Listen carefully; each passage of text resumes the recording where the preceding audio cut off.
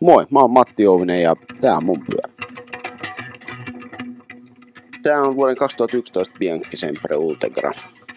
Silloin on ajettu semmonen 20 000 kilometriä ja jäljellä on oikeastaan putkiosat ja vaihdeviuta takavaihteen alkuperäisestä.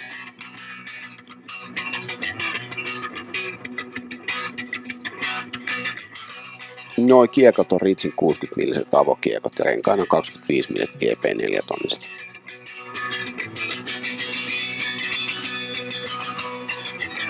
Nää Redin kammethan tuli mulle silleen, että mä olin ostamassa uusia eturattaita ja ne sattui olemaan tarjouksessa.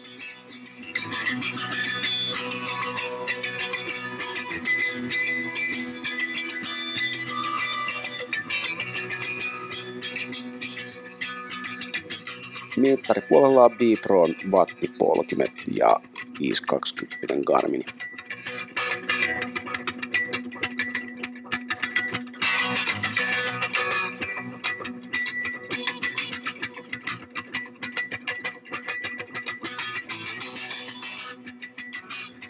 Tämähän on semmonen aika tyypillinen muukkimiehen pyörä.